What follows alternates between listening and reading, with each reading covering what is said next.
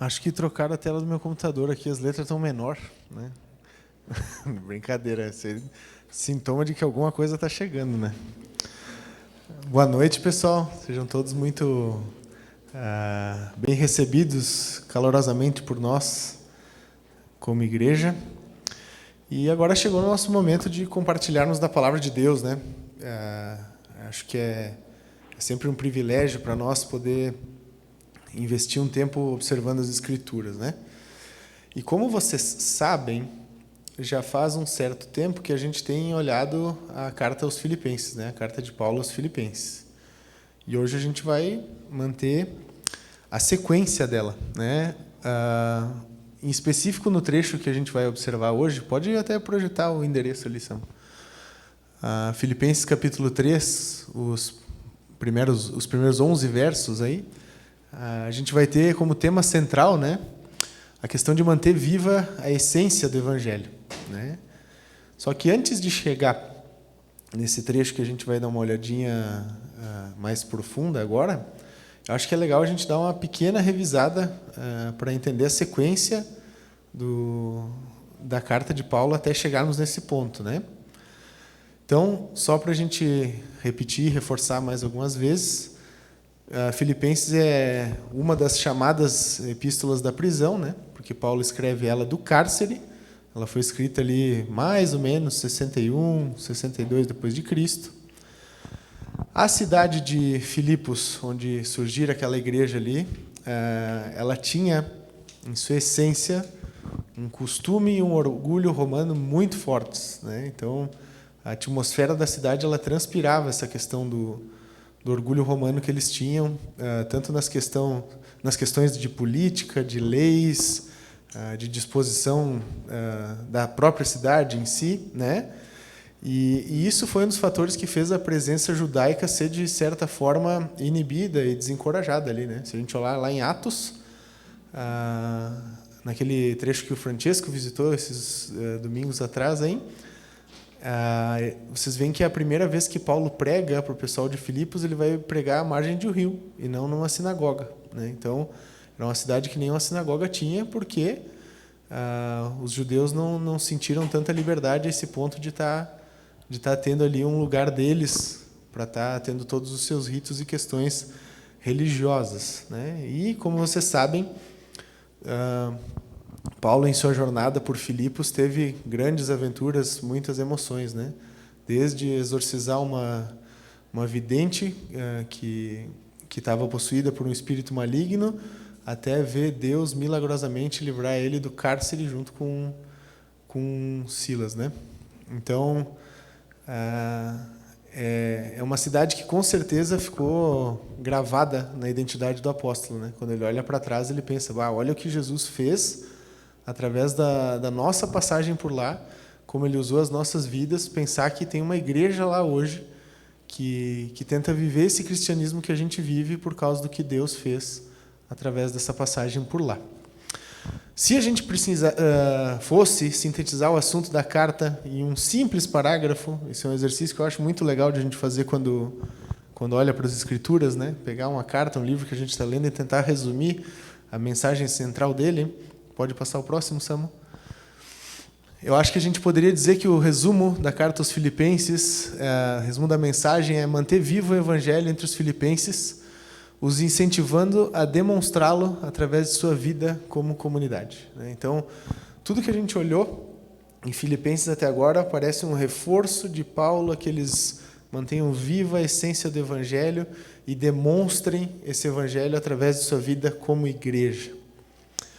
Para a gente fazer uma rápida passagem pela epístola, a gente lembra que ela começa com uma breve saudação, oração, que Paulo vai estar fazendo em relação a essa igreja, ali dos versículos 1 ao 11 do primeiro capítulo. Depois ele vai exortar de forma bem rápida sobre algumas atitudes que podem ajudar o evangelho a progredir, né? Ele vai falar sobre como eles podem, diante das circunstâncias, responder com otimismo em fé, tendo união, encarando essas pressões externas, demonstrando amor pelo Evangelho, exemplo esse que foi demonstrado pelo próprio apóstolo. Essa aí é a parte dos versos 12 ao 30 do primeiro capítulo. Em seguida, ele vai lembrar de que os conflitos internos sempre vão existir dentro do corpo, sempre vão precisar ser sanados, e a comunidade deve agir de maneira humilde, conforme o exemplo dado por Jesus, né? Esse é o capítulo 2, verso 1 a 11, um trecho bem famoso, que nos incentiva a ter a mesma atitude de Cristo como corpo, né? Uma canção citada por Paulo. Sempre lembrando de demonstrar contentamento obediente, sendo servos, sem murmurar, mesmo em meio quando surgirem as tribulações, como a gente viu no exemplo da vida dos companheiros de Paulo. Isso aí a gente falou final do capítulo 2, dos versículos 12 ao 30, quando ele vai falar de Timóteo e de Epafrodito. Isso é o que Paulo tratou com essa igreja até agora na nossa caminhada, pessoal. E mantendo isso o mais fresco possível em mente, eu queria que a gente abrisse as nossas Bíblias ali em Filipenses capítulo 3, para nós lermos do verso 1 até o 11.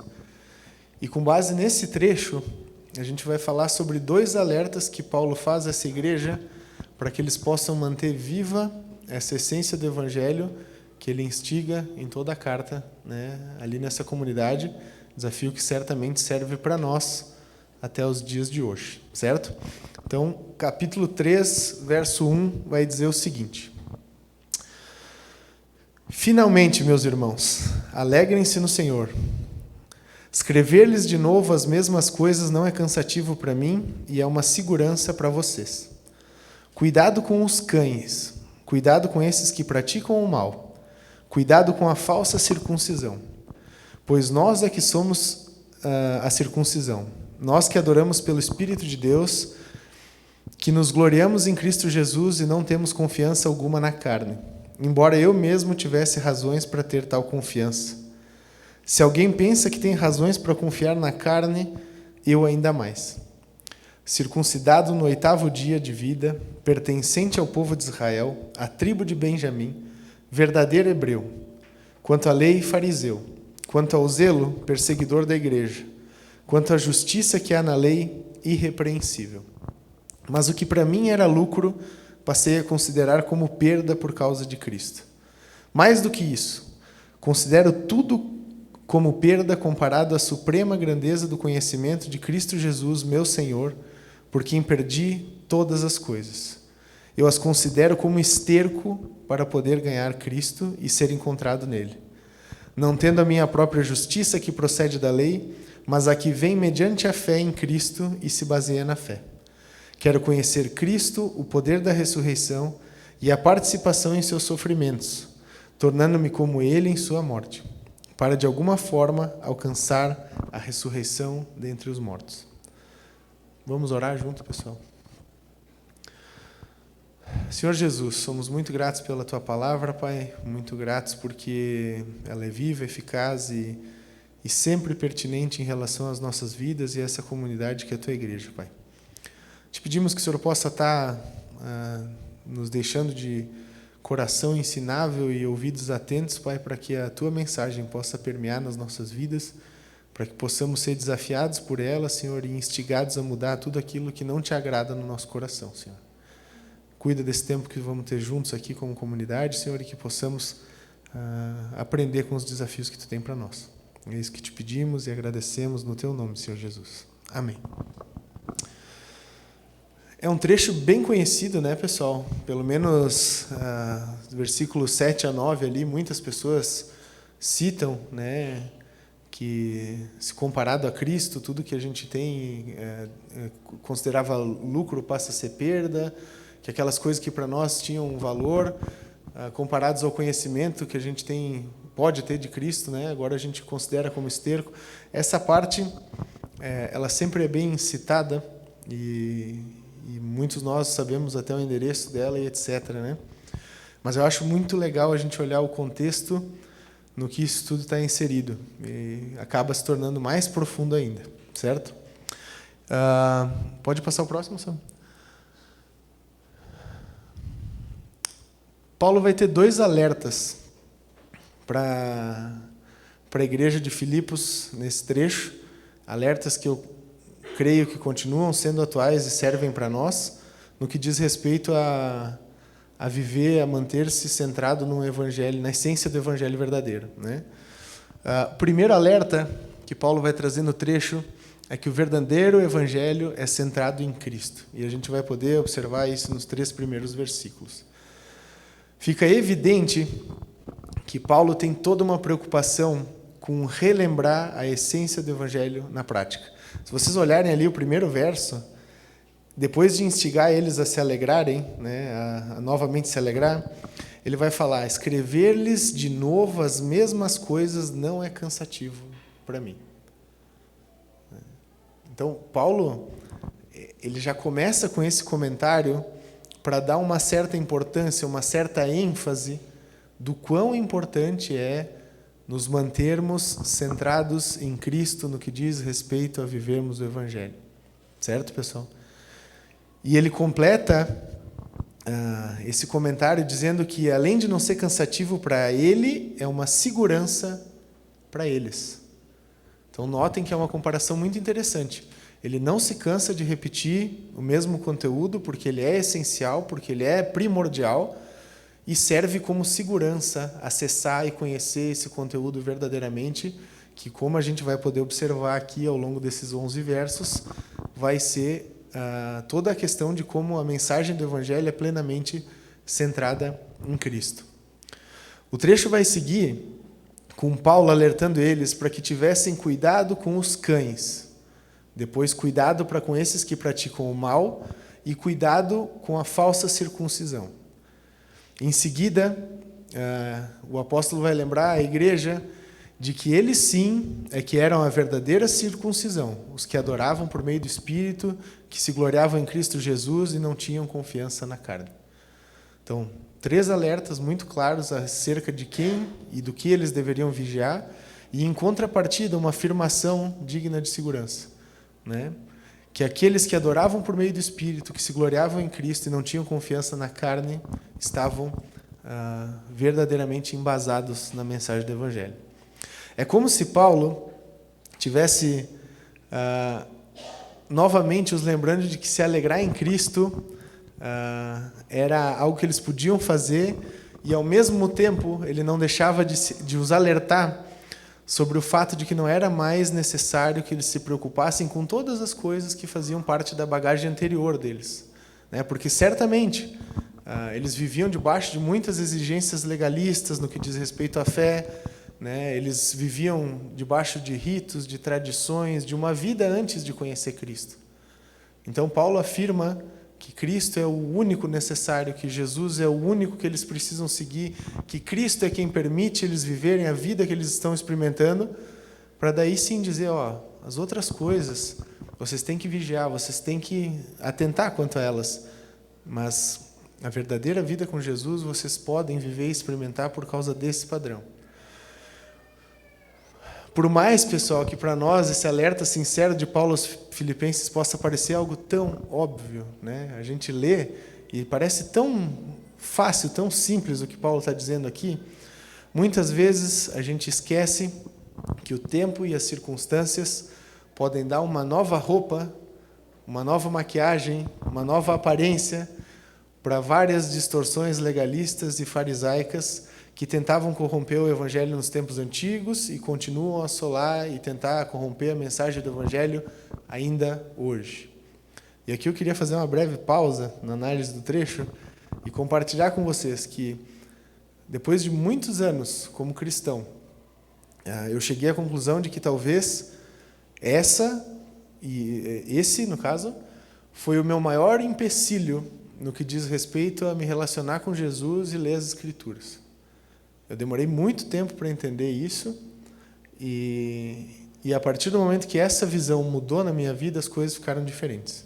Eu não sei como é para vocês, mas eu tinha muito hábito de ler as Escrituras como um espectador, de observar as narrativas e as histórias e me colocar à parte delas.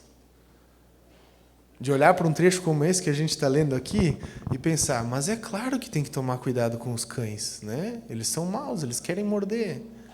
Eles são algo que coloca em risco a segurança das pessoas. Mas é claro que a falsa circuncisão é um problema, né? Eles sabem que tem Jesus, que eles não precisam disso. Mas é claro que as pessoas más são ruins. Como é que as pessoas não entendem isso? Vocês notem que essa postura que ela era muito comum para mim e eu continuo tendo que lutar contra ela quando eu olho os textos, elas afastam o nosso coração dos desafios que muitas vezes estão ali. A gente tem que olhar para trechos assim e entender que eles são relevantes e nos confrontam até os dias de hoje. A gente tem que olhar para trechos assim e pensar nos tempos de hoje e como nós, sim, somos extremamente tendenciosos no que diz respeito a viver um evangelho autocentrado, que nos coloca no centro da importância de todas as coisas, inclusive na nossa relação com Cristo, na nossa relação com a igreja e na nossa relação com o mundo. Talvez os cães que a gente tem hoje não sejam mais aqueles que cercam e perseguem, espreitando a oportunidade para nos atacar e morder. Talvez os cães que nos rondam, eles estão somente em busca de uma oportunidade de nos dizer o que a gente quer ouvir e nos convencer de que a gente está certo. Mas eles não deixam de ser cães. Eles não deixam de assolar o desenvolvimento do Evangelho. Eles não deixam de tentar corromper silenciosa e vagarosamente a nossa fé. Eles não deixam de ser um problema para a nossa vida com Deus. A gente não pode menosprezar os crentes de Filipos achando que eles eram burros ou ignorantes.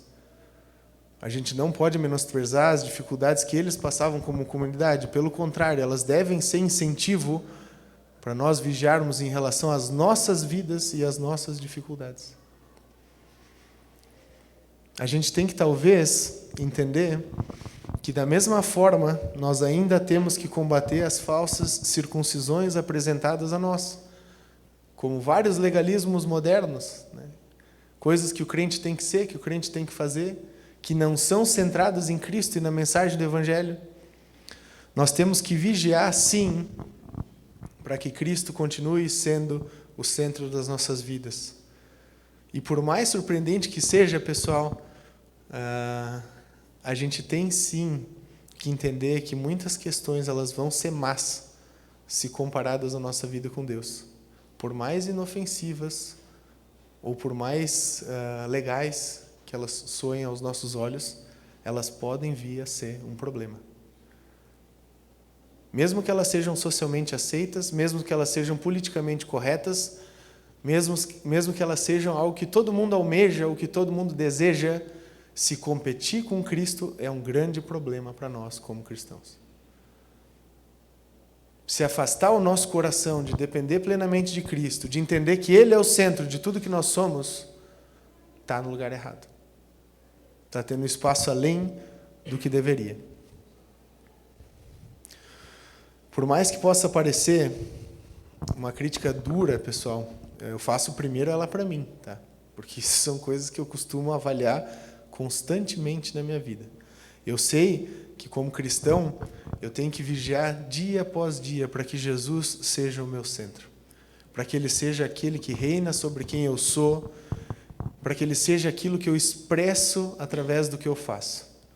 O evangelho que a gente tem que viver tem que ser plenamente centrado e expositor de Jesus, que a gente professa como Senhor e que a gente diz ser tudo o que nós temos.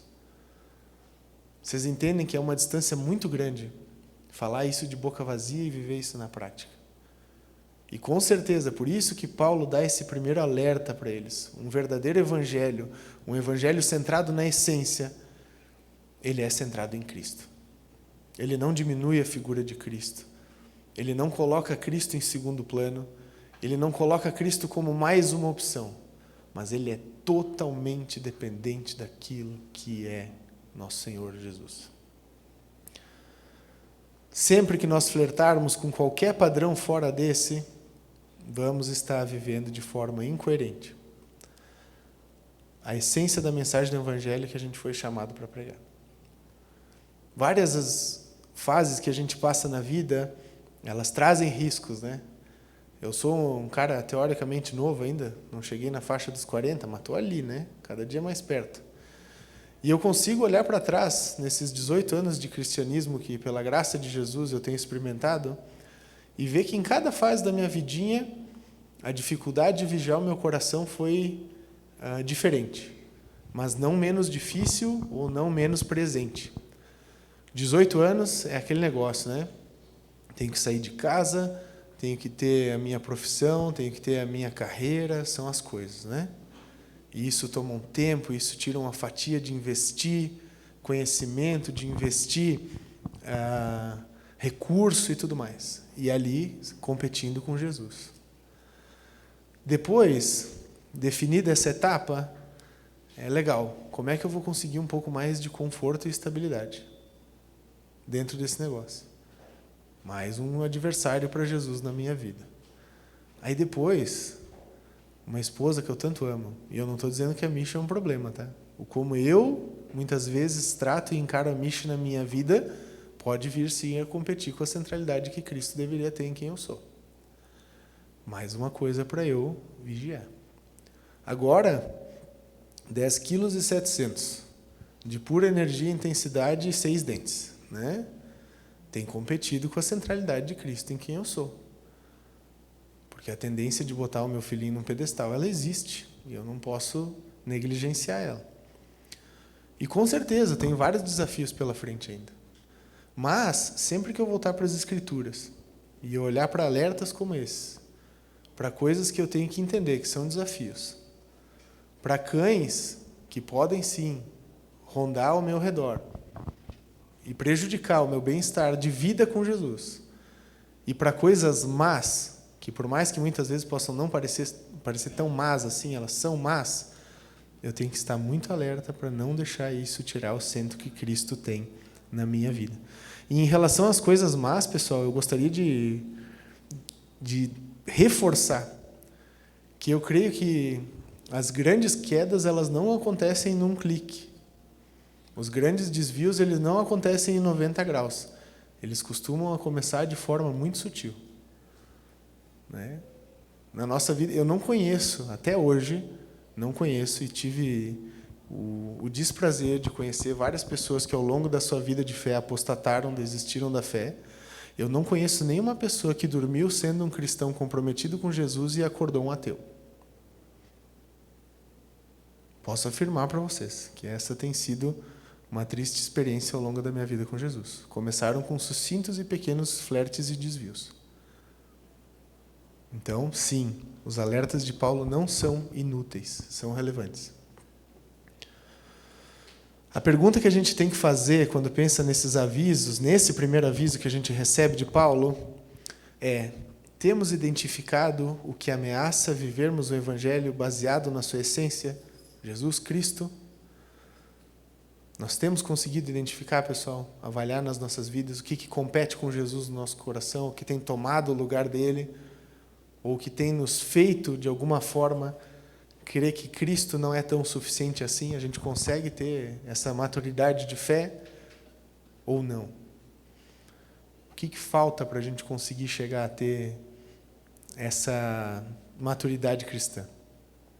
Quando a gente identifica uma possível ameaça a quem é Jesus nas nossas vidas e a centralidade que ele tem, qual tem sido a nossa atitude? Nós enxergamos isso como algo sério, como um problema a ser combatido, como uma coisa a ser tratada, ou a gente deixa para depois porque não é tão ruim assim? Ou a gente espera mais um pouquinho porque ainda dá? O que nós temos feito diante dessas possíveis ameaças e circunstâncias que nos afastam de Jesus? É muito importante a gente pensar nessas coisas. Porque o alerta de Paulo aos Filipenses é sincero.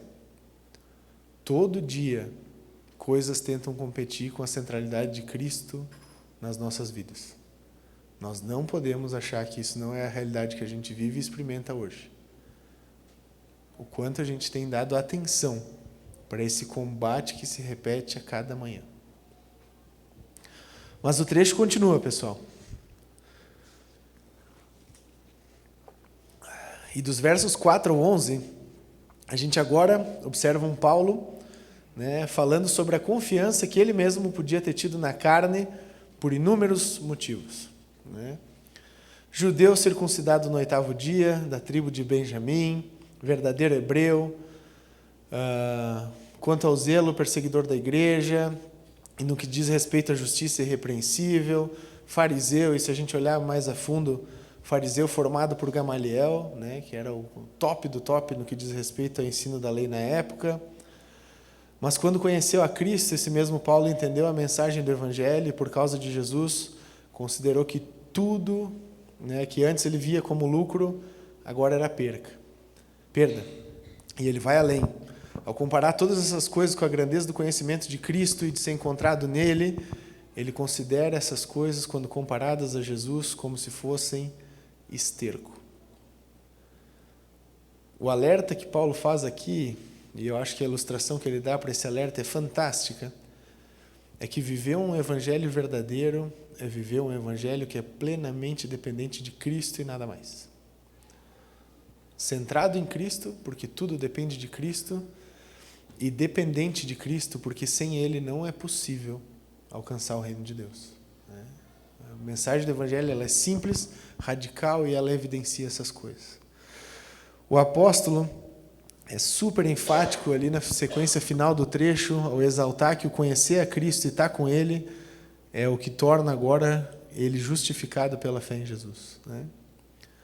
Ele demonstra que depende de Cristo, não depende de Paulo. Por mais que ele tivesse esse currículo fantástico, não depende nada de Paulo, depende somente de Jesus. O desejo final, expresso por Paulo no trecho, é conhecer ainda mais a Cristo. O poder da ressurreição dele, ter cada vez mais parte nos seus sofrimentos, tornando-se um imitador de Jesus, para que através dele, de Cristo, de alguma forma, Paulo pudesse alcançar a ressurreição dos mortos. Eu acho fantástico, porque Paulo não coloca só rosas ali, né? Ele não coloca só facilidades, ou só alegrias, ou só coisas boas. Ele sim evidencia o desejo que a gente tem que ter de conhecer mais Cristo, de entender mais quem é Jesus, de saber quem Jesus é e nos colocar no nosso lugar, porque afinal de contas Deus foi poderoso para ressuscitar Ele dos mortos. Mas Paulo não deixou de dizer que ele queria também ter cada vez mais parte nos sofrimentos de Cristo. Porque ele sabia que viver uma vida condizente com essa mensagem do Evangelho, aos olhos do mundo, ao padrão do que a humanidade prega, produz sim sofrimento. Mas esse sofrimento não é suficiente para competir com quem Cristo é e do quanto dependemos dele.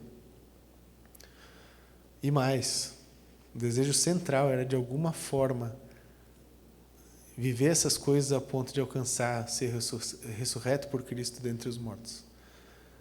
Vocês notam que Paulo não está preocupado com os títulos, com onde ele vai estar, com que momento vai ser, com quem ele vai ser quando isso acontecer, ele só quer estar lá. Ele só quer estar lá. O apóstolo, depois de avisar, então, a relação, a cuidados que a gente deve ter para se manter conectado com o Evangelho verdadeiro, que não tenha a essência corrompida, através do próprio exemplo de vida dele, ele vai nos ensinar como a essência do Evangelho é totalmente dependente do Senhor Jesus. E no processo que nós temos de viver uma vida em favor do verdadeiro Evangelho, não existe nada que nos torne melhores ou mais aptos a não ser Cristo. Por isso que a ilustração que ele faz é fantástica. Para o tempo dele, os títulos que ele cita ali são extremamente relevantes, tá, pessoal? Desde ter nascido numa tribo especial de um povo escolhido por Deus, até ter uma fantástica formação e exercer essa formação com toda a aptidão possível. Com toda a prática que alguém poderia desejar no que diz respeito a ser um bom profissional no que era. É como se Paulo estivesse dizendo, olha, aos olhos da carne eu tenho a vida que aquele 1% da população às vezes almeja, né? Esses dias eu estava fazendo uma cadeira na faculdade, eu estava vendo no que diz respeito à distribuição de recursos, 2% no mundo detém mais de 90% dos recursos que a gente tem como humanidade, né? Então, acho que 98% das pessoas do planeta Terra deseja estar dentro desses 2%, né? Paulo talvez não tivesse nessa fração dos 2%, mas ele estava ali nos 10%, vai. E ele está dizendo, ó, essa vida aí que talvez muita gente almeja, que talvez seja relevante, seja o sonho de muitas pessoas, não é nada se comparada à vida que eu tenho hoje com Jesus e graças a Ele, por causa dele. Eu creio que o desafio que essa parte do trecho traz para cada um de nós é não esquecermos que o verdadeiro evangelho é totalmente centrado em Jesus e depende dele, de nada mais, somente de Jesus. Por mais que essa afirmação soe simples, assim como é simples a mensagem do evangelho, ela tem um impacto radical nas nossas vidas. Vide as comparações que Paulo faz. Existe algo hoje no teu coração que tem tido um peso, um valor parecido com o que Cristo deveria ter em sua vida? Será que isso é tão importante e relevante assim? Eu creio que domingo, na celebração, a gente consegue pensar que Jesus é mais relevante e mais importante. Porque a gente está aqui, né, reunido como corpo, experimentando comunhão, olhando para as Escrituras, entendendo a inerrância da palavra, vendo o poder de Cristo. Aqui a gente consegue, né, sentir um pouco o Evangelho. Mas essa verdade, pessoal, ela tem que permear para além do domingo à noite, para além da reunião do grupo célula. Ela tem que ser a verdade quando nós estamos sozinhos. Ela tem que ser a realidade nos nossos pensamentos, nos nossos sonhos, nos nossos planos, naquilo que a gente almeja. E com certeza, talvez não esteja nesse padrão. Com certeza, quando tu avalia o que tu pensa, quando a gente diz frases como essas, esteja muito longe do prumo que é uma vida centrada em Cristo. Mas nós podemos, sim, voltar o nosso coração para almejar ter Cristo como centro.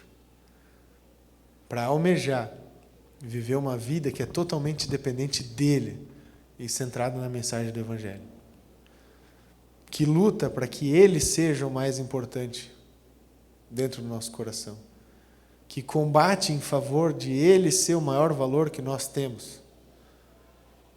E que dia após dia vai chegando perto da vontade de Deus nesse sentido para nós.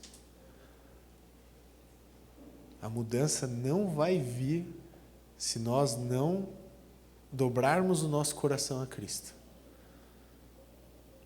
Se nós não sairmos do centro e da autoridade que muitas vezes nós nos colocamos e nos damos na nossa vida para passar a colocar as nossas cabeças aos pés da cruz e dizer, ó Jesus, é tu, não sou eu.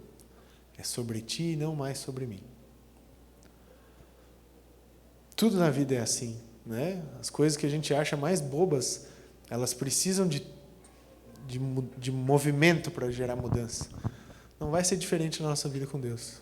Edgar fez uma brincadeira muito legal no encerramento da reunião de facilitadores ontem, que eu até vou roubar a aplicação dele para agora.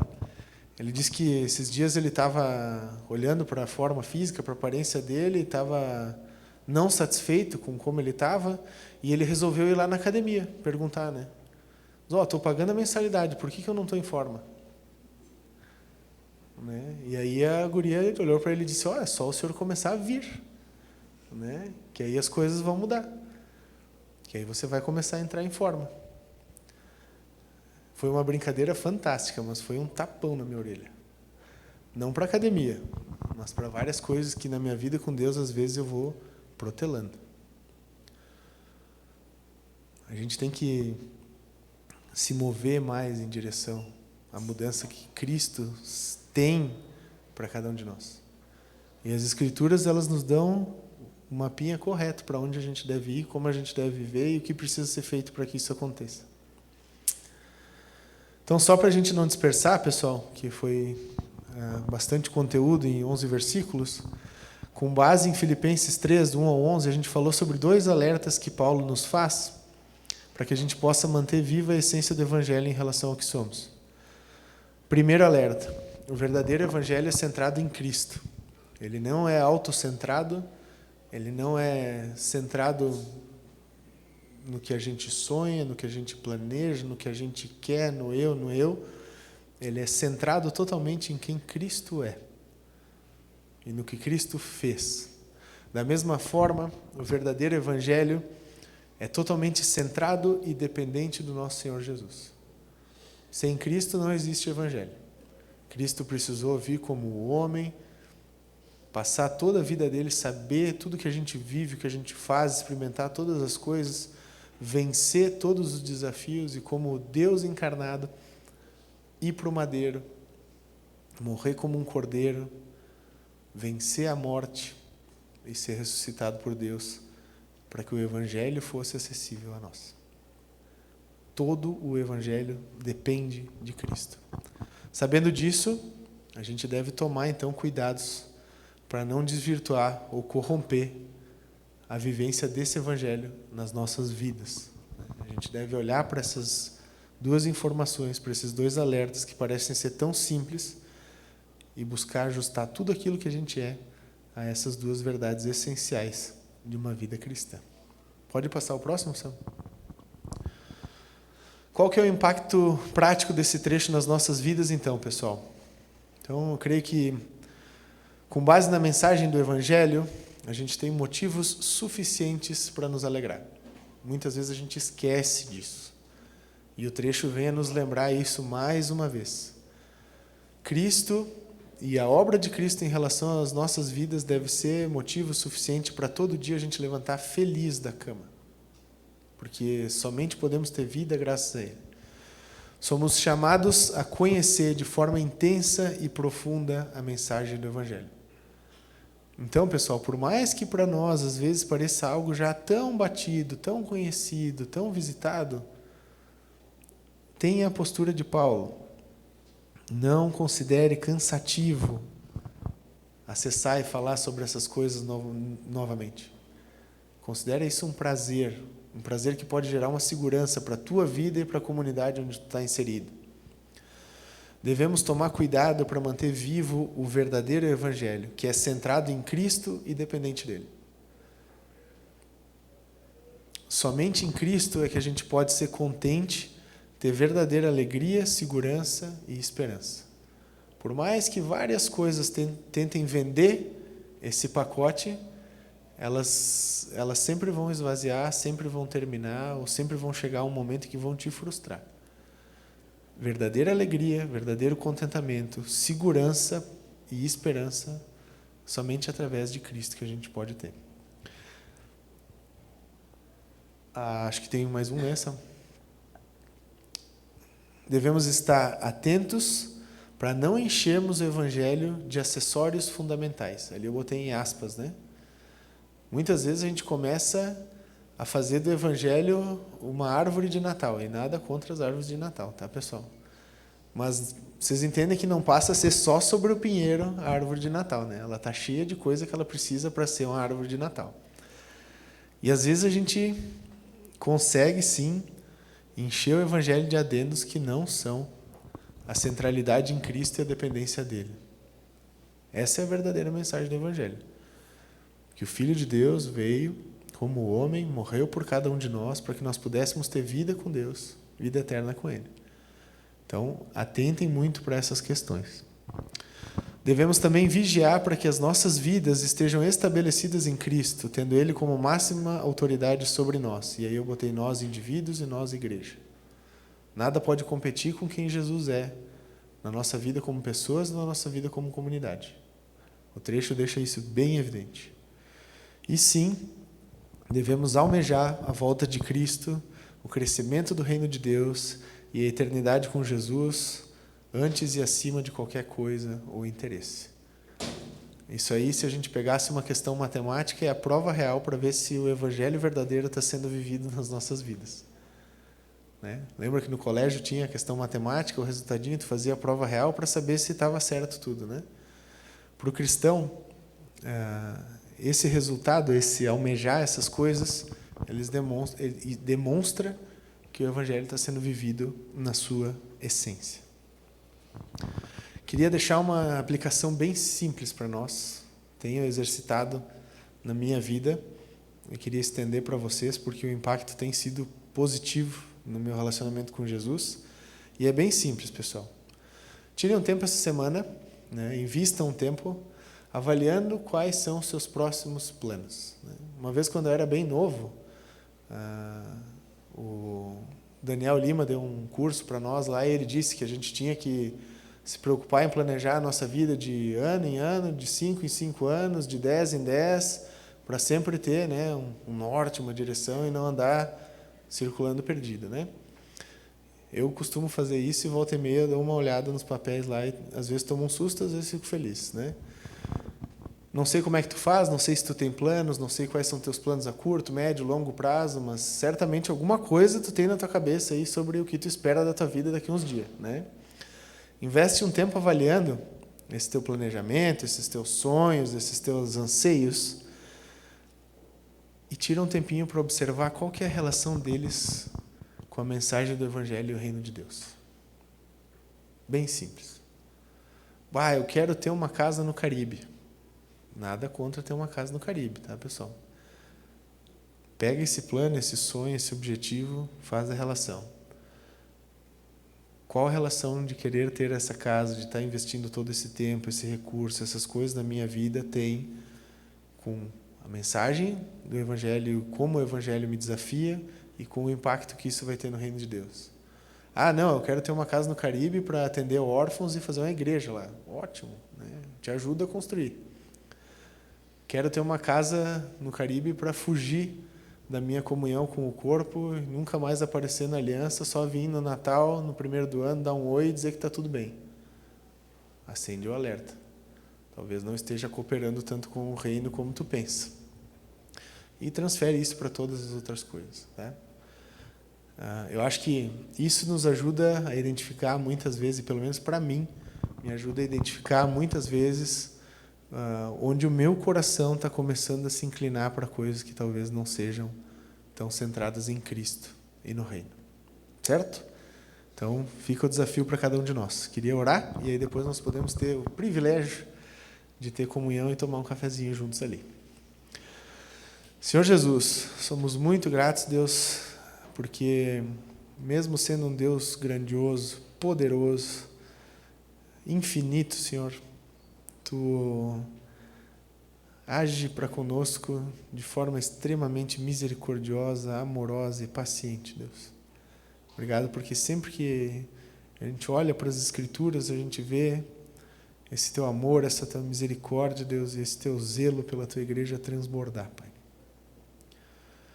Te pedimos, Deus, que diante desses desafios e desses alertas que Paulo estende a nós através do trecho, Pai, possamos estar sendo muito realistas com como temos sido mordomos da vida que Tu nos dá, Senhor.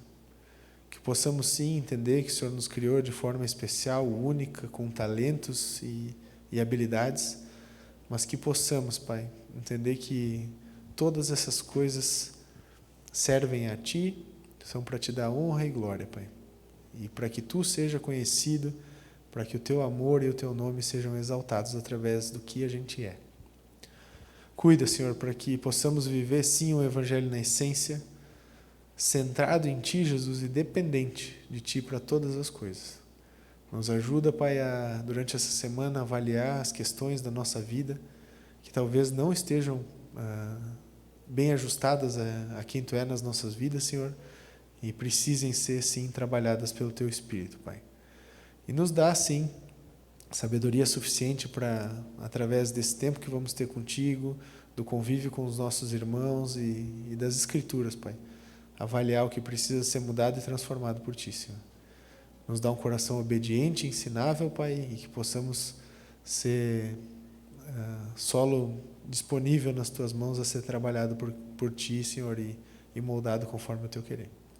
É isso que Te pedimos como igreja, Senhor, e colocamos diante de Ti. No Teu nome, Jesus. Amém.